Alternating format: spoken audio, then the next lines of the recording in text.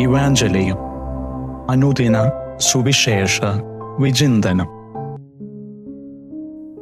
ഈശോ മിശിഹായ്ക്ക് സ്തുതിയായിരിക്കട്ടെ. ഡിസംബർ 16 ആഗമനകാലത്തിലെ 3-ാമത്തെ തിങ്കളാഴ്ച. ഇന്ന് നമ്മൾ ധ്യാനിക്കുന്ന സുവിശേഷ ഭാഗം മത്തായിയുടെ വിശുദ്ധ സുവിശേഷത്തിലെ 21-ാം അധ്യായം 23 മുതൽ 27 വരെയുള്ള തിരുവചനങ്ങൾ. വളരെ സുപരിചിതമായ ഒരു വചനഭാഗം. കർത്താവ് ദേവാലയത്തിൽ പഠിപ്പിച്ചുകൊണ്ടിരിക്കുമ്പോൾ ജനപ്രമാണികളും പ്രധാന പുരോഹിതന്മാരും കർത്താവിൻ്റെ അടുത്ത് വന്ന് ചോദിക്കുന്നു, നീ ഈ പഠിപ്പിക്കുന്നതും പ്രവർത്തിക്കുന്നതും എന്തധികാരത്താലാണ്? ഉത്തരമായിട്ട് കർത്താവ് ഒരു മറുചോദ്യം ചോദിക്കുന്നു, സ്നാപക യോഹന്നാന്റെ ജ്ഞാനസ്നാനത്തിന് എന്തധികാരം, എന്താധികാരികതയാണ് ഉള്ളത്? തിരിച്ച് ഒന്നും ഉത്തരം പറയാൻ സാധിക്കാതെ മൗനം പാലിക്കുമ്പോൾ കർത്താവ് പറയുന്നു, ഞാനും ഒന്നും മിണ്ടുന്നില്ല. വളരെ സുപരിചിതമായ വചനഭാഗം. നമ്മൾ ഈ ഒരു വചനഭാഗത്തെക്കുറിച്ച് ധ്യാനിക്കുമ്പോൾ 4 പേരുടെ അധികാരത്തെക്കുറിച്ച് നമ്മൾ മനസ്സിലാക്കണം. ഒന്ന്, പ്രധാന പുരോഹിതന്മാരും ജനപ്രമാണികളും. അവര് ക്രിസ്തുവിന്റെ അടുത്ത് വന്ന് ഇങ്ങനെ ഒരു ചോദ്യം ചോദിക്കാനുള്ള കാരണം, അവരുടെ ചോദ്യം ഇങ്ങനെയാണ് അവർ ഉദ്ദേശിച്ചത്: അധികാരം നൽകേണ്ടത് ഞങ്ങളാണ്, ഞങ്ങൾ നിനക്ക് അധികാരം തരാതിരിക്കുന്ന ഒരവസ്ഥയിൽ നീ എന്തധികാരത്തിലാണ്, പിന്നെ എവിടെ നിന്നുള്ള അധികാരത്തിലാണ് നീ ഇതൊക്കെ പ്രവർത്തിക്കുന്നതും പഠിപ്പിക്കുകയും ചെയ്യുന്നത്? അവരുടെ അധികാരത്തിന് ഊന്നൽ കൊടുക്കുന്ന ഒരു കൂട്ടം പ്രധാന പുരോഹിതന്മാരും ജനപ്രമാണികളും. രണ്ടാമത്തേത്, കർത്താവ് മറുചോദ്യത്തിലൂടെ അവരോട് തന്നെ ചോദിക്കുന്ന ഒരു കാര്യം: സ്നാപക യോഹന്നാന്റെ ജ്ഞാനസ്നാനത്തിന്റെ ആധികാരികത അല്ലെങ്കിൽ എന്തധികാരമാണ്? അതാണ് രണ്ടാമത്തെ ഒരു അധികാരം. മൂന്നാമത്തേത്, കർത്താവിനൊരു തിരിച്ചൊരുത്തരം പറയണമെന്ന് ആഗ്രഹമുണ്ടെങ്കിലും അവർക്ക് പറയാൻ സാധിക്കാത്തത് എന്തുകൊണ്ടെന്ന് വചനത്തിൽ കൃത്യമായിട്ടും രേഖപ്പെടുത്തിയിട്ടുണ്ട്. അവർ ജനങ്ങളെ ഭയന്നിരുന്നു. ഇവിടെ ജനപ്രമാണികളും പ്രധാന പുരോഹിതന്മാരും ഭയന്നിരുന്ന അധികാരം ജനങ്ങളുടേതാണ്. കൂട്ടായിട്ട് നിൽക്കുന്ന ആ ജനത്തിന്റെ ഒരു അധികാരമുണ്ട്. നാലാമത്തേത്, ആരും ശ്രദ്ധിക്കാതെ പോകുന്ന ക്രിസ്തുവിന്റെ അധികാരത്തെക്കുറിച്ചാണ്.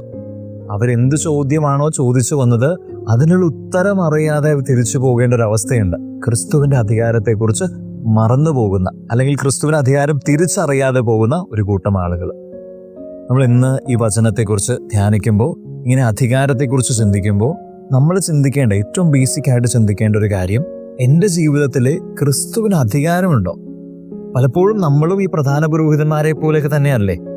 എൻ്റെ ജീവിതത്തിലെ നാട്ടുകാരെന്ത് വിചാരിക്കും, മറ്റുള്ളവർ എന്ത് ചിന്തിക്കും എന്ന് വിചാരിച്ചുകൊണ്ട് എൻ്റെ തീരുമാനങ്ങൾ ഞാൻ മാറ്റുമ്പോൾ, എൻ്റെ ജീവിതത്തിൻ്റെ പല കാര്യങ്ങളും ഞാൻ ഇച്ചിരി വ്യത്യാസപ്പെടുത്തുമ്പോൾ, അവിടെ ജനങ്ങൾക്ക് ഞാൻ അധികാരം കൊടുക്കുന്നില്ലേ? നാട്ടുകാർക്ക് ഞാൻ അധികാരം കൊടുക്കുന്നില്ലേ? എൻ്റെ ജീവിതത്തിൽ തീരുമാനങ്ങൾ എടുക്കുന്നതിന് സ്വാധീനമായിട്ട് മാറുന്ന ഒരു കൂട്ടം ആളുകളോ ഒരു വ്യക്തിയോ ഒരു പ്രസ്ഥാനമോ ഉണ്ടെങ്കിൽ അവിടെ അതിനും ആ പ്രസ്ഥാനത്തിനോ വ്യക്തിക്കോ ഒക്കെ ഞാൻ അധികാരം കൊടുക്കുന്നില്ലേ? എൻ്റെ ജീവിതത്തിൽ ചില സമയത്ത് എൻ്റെ ഇഷ്ടങ്ങൾക്കനുസരിച്ച് ജീവിക്കാൻ വേണ്ടിയിട്ട് എൻ്റെ താല്പര്യങ്ങൾ, മറ്റുള്ളവർ ആരെയും പരിഗണിക്കാതെ എൻ്റെ താല്പര്യങ്ങൾ മറ്റുള്ളവരിലേക്ക് അടിച്ചേൽപ്പിച്ചുകൊണ്ട് അതൊക്കെ നടപ്പിലാക്കുമ്പോൾ അവിടെ എൻ്റെ അധികാരത്തിന് ഞാൻ എവിടെയോ പ്രാധാന്യം കൊടുക്കുന്നില്ലേ? പക്ഷേ ഇതെല്ലാം ഒന്ന് മാറ്റിവെച്ചാൽ ഈ പ്രധാന പുരോഹിതന്മാരും ജനപ്രമാണികളും ചെയ്ത തെറ്റ് നമ്മളും ചെയ്യുന്നില്ലേ? അവര് അവരുടെ സ്വന്തം അധികാരത്തെ കണ്ടായിരുന്നു, ജനങ്ങളുടെ അധികാരത്തെ അംഗീകരിച്ചായിരുന്നു, സ്നാപക യോഹന്നാന്റെ അധികാരത്തെക്കുറിച്ച് ചിന്തിച്ചായിരുന്നു. പക്ഷേ ക്രിസ്തുവിന്റെ അധികാരത്തെക്കുറിച്ച് അവർ മറന്നു പോകുന്നുണ്ട്. അവർ വിട്ടുകളയുകയാണ് ക്രിസ്തുവിന്റെ അധികാരത്തെക്കുറിച്ച്. ചില സമയത്ത് നമ്മളും അതുപോലെ തന്നെയാണ്. എൻ്റെ ജീവിതത്തിൽ ക്രിസ്തുവിന് അധികാരമുണ്ടോ എന്നുള്ള ചോദ്യത്തിനും അപ്പുറത്തേക്ക് എൻ്റെ ജീവിതത്തിൽ കർത്താവിനൊരു സ്ഥാനമുണ്ടോ എന്ന് ചിന്തിക്കുന്നത് നല്ലതായിരിക്കും. പലപ്പോഴും ദൈവത്തോട് പ്രാർത്ഥിക്കുമ്പോൾ വൺ സൈഡ് കോൺവെർസേഷൻ ആയിട്ട് മാത്രം എൻ്റെ പല കാര്യങ്ങളും, എൻ്റെ ആവശ്യങ്ങൾ, എൻ്റെ വിഷമങ്ങൾ മൊത്തം പറയാനുള്ളൊരു സാഹചര്യം, ഒരു അവസ്ഥയായിട്ട് ദൈവം മാറുമ്പോൾ അവിടെ കർത്താവിന് പറയാനുള്ളത്, ആ ഒരു സ്ഥാനം, ആ ഒരു അധികാരം നമ്മൾ കൊടുക്കേണ്ടതില്ലേ? ഇന്ന് ഈ വചനത്തെക്കുറിച്ച് ധ്യാനിക്കുമ്പോൾ നമ്മൾ എടുക്കേണ്ട ഒരു തീരുമാനം, എൻ്റെ ജീവിതത്തിൽ കർത്താവിന് സ്ഥാനം കൊടുക്കണമെന്നുള്ള. എങ്ങനെയാണ് കർത്താവിന് സ്ഥാനം നമ്മൾക്ക് കൊടുക്കാൻ സാധിക്കുന്നത്? എങ്ങനെയാണ് കർത്താവിന് അധികാരം നമ്മൾ തിരിച്ചറിയുക? അത് നമ്മളെ തന്നെ കർത്താവിൻ്റെ അധികാരത്തിന് കീഴിലായിട്ട് വിധേയരായിട്ട് ജീവിച്ചുകൊണ്ട് നമ്മളെ തന്നെ കർത്താവിന് വിട്ടുകൊടുക്കുമ്പോഴാണ്. എങ്ങനെയാണ് ഇങ്ങനെ വിട്ടുകൊടുക്കാൻ സാധിക്കുന്നത്? അത് വളരെ സിമ്പിളാണ്. കർത്താവ് നമ്മളോട് ഇന്നും സംസാരിക്കുന്ന ഒരു മീഡിയമുണ്ട്, അതാണ് ദൈവവചനം. കുഞ്ഞുനാളിൽ നമ്മൾ ചെയ്തുകൊണ്ടിരുന്ന ചില ചെറിയ കാര്യങ്ങളുണ്ട്. വചനപ്പെട്ടിയിൽ രാവിലെ തന്നെ എഴുന്നേറ്റിട്ടോ അല്ലെങ്കിൽ രാവിലെ പുറത്തു പോകുന്നതിന് മുമ്പോ ക്ലാസ്സിൽ പോകുന്നതിന് മുമ്പൊക്കെ ആയിട്ട് അമ്മച്ചി നിർബന്ധിച്ച് ചെയ്യിപ്പിക്കുന്ന ഒരു കാര്യമായിരുന്നു വചനപ്പെട്ടിയിൽ നിന്ന് ഒരു വചനം എടുക്കുക. ആ വചനം ഇന്ന് തന്നെ ദൈവം എന്നോട് സംസാരിക്കുന്നതും ഇന്ന് എൻ്റെ ജീവിതം ഈ വചനത്തിനോട് ചേർന്നുള്ളതായിരിക്കുമെന്ന് പറഞ്ഞു തരുന്ന ഓരോ ഓർമ്മയുണ്ട്. അങ്ങനെ എല്ലാ ദിവസവും ഒരു വചനം നമ്മളെ കൊണ്ട് എടുക്കാൻ സാധിച്ചു കഴിഞ്ഞാൽ അത് കർത്താവ് എൻ്റെ ജീവിതത്തിൽ പ്രവർത്തിക്കുകയോ എന്നോട് സംസാരിക്കുകയോ ചെയ്യുന്ന വഴിയാണെന്ന് ഞാൻ തിരിച്ചറിഞ്ഞു കഴിഞ്ഞാൽ ഞാൻ എൻ്റെ മുഴുവനായിട്ടും കർത്താവിൻ്റെ അധികാരത്തിനെ വിട്ടുകൊടുക്കുന്നത് തുല്യമാണ്.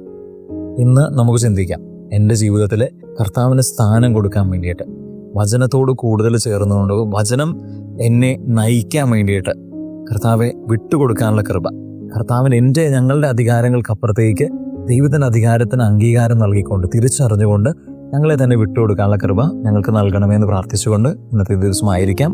ദൈവം നമ്മളെല്ലാവരെയും സമൃദ്ധമായിട്ട് അനുഗ്രഹിക്കട്ടെ.